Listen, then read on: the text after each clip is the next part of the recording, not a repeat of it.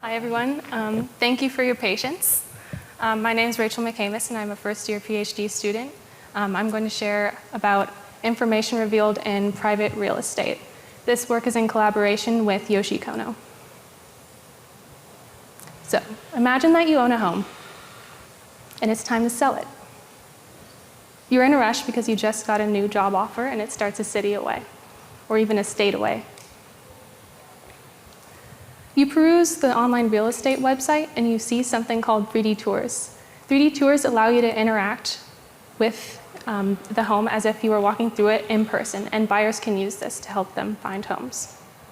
You find that 3D tours get more views, sell faster, sell at a higher price, all more than homes without 3D tours. There's an option to use your phone to scan a 3D tour, so you do that. On the right is an example of results of a 3D tour. You think everything's going well until 1 week later, and you experience credit card fraud on not just one, but on 2 of your credit cards, which is weird because you haven't used the second credit card in months. Then a friend points out something to you who saw your 3D tour. It turns out your 3D tour left out a plethora of information. Someone was able to zoom in and see your full name and work history, a photo of you, and of course, your address. In addition, there were 2 full credit cards left out, not just the numbers, but the security codes and the expiration dates because they were written on your desk. This is a real example of something we saw in a 3D tour on a popular real estate website. Though we don't know whether someone was using credit card fraud, there are examples of people using information. For example, 2 celebrities were identified through handwritten notes to them in a 3D tour in Europe. And in another case, people left out family photos that were not blurred, a stairlift invoice, and a lot of other information, including books that might leak their political ideology. You might think that it's simple and that we can just stage a home, but there's a couple of challenges that arise with that. First, staging your home costs time and it costs money, and if you're in a rush, you just may not have the time. Secondly, even if you do try to hide all of your information, you just might miss something. On the right is another example of something we saw on a real estate 3D tour. We saw the full name of a person, including their high school equivalency diploma, and a fully legible password, which you might be able to see in the bottom right. This is all anonymized, by the way. In some cases, the renter might not be the same as the property owner. So in that case, the property owner may be the one taking the 3D scan, and therefore may not notify the renters in time, or may not tell them at all. And we actually saw a case where a 3D tour that leaked a lot of information was reused across many different renters. And lastly, even if you do find this information and you request to take it down, it can be really difficult to remove. It can take as quick as minutes to sometimes even weeks. So given these many challenges, what can we do? We believe that first, before approaching mitigations, we need to better understand the space. So first, what types of personal information are leaked through online 3D tours?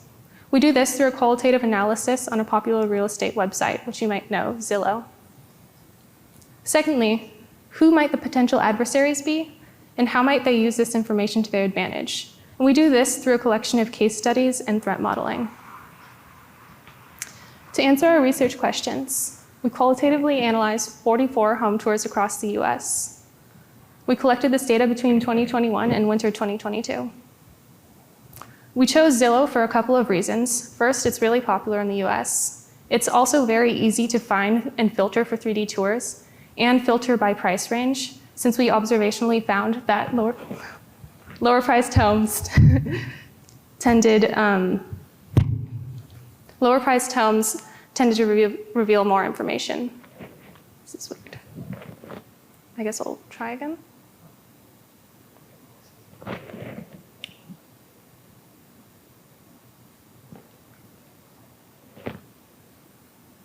Okay.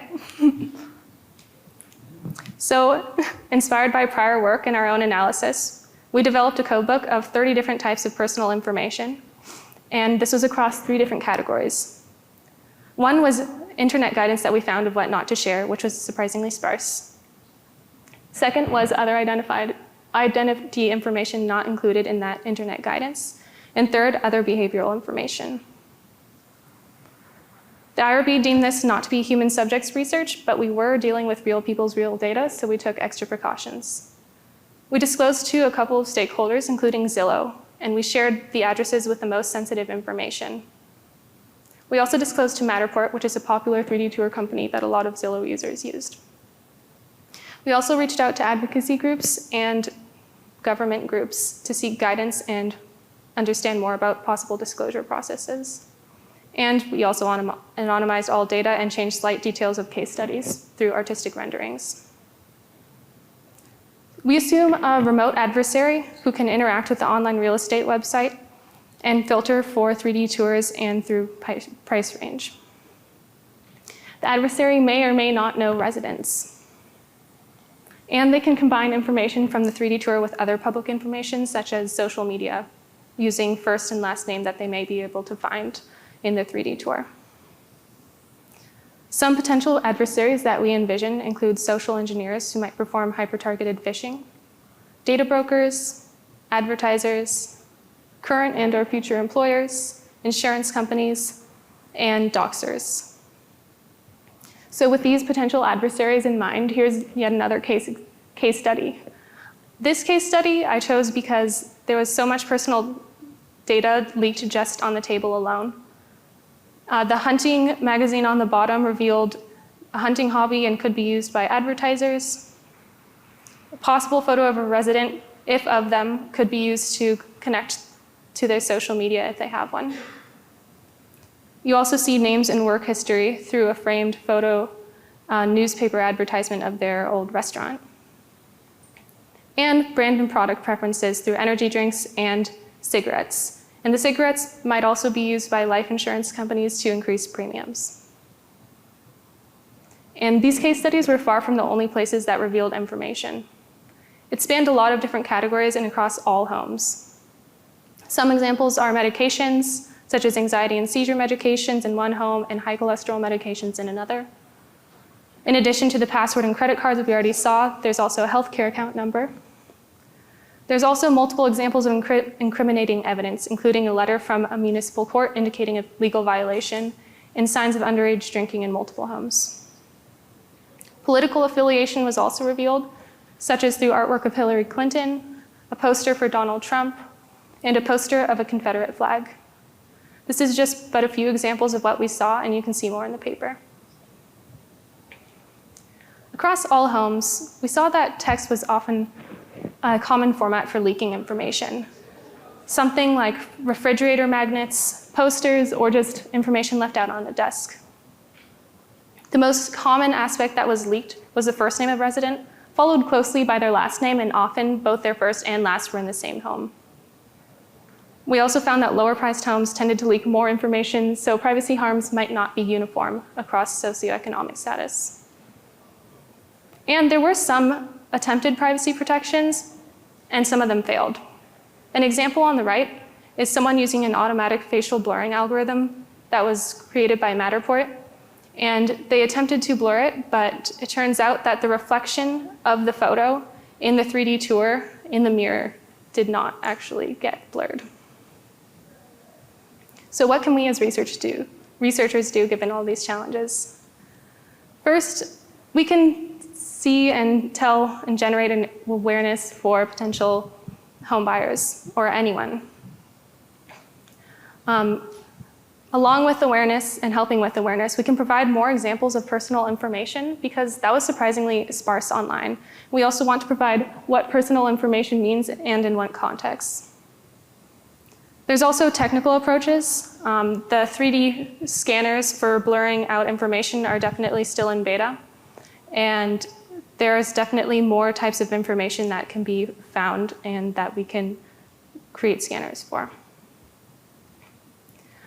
This work also brought up possible new disclosure processes for accidental information leakage, since we didn't see any guidance on that.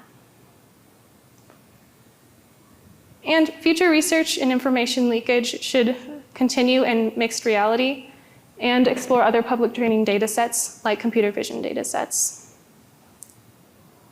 In conclusion, it might be challenging to hide information on 3D tours, but there are possible solutions.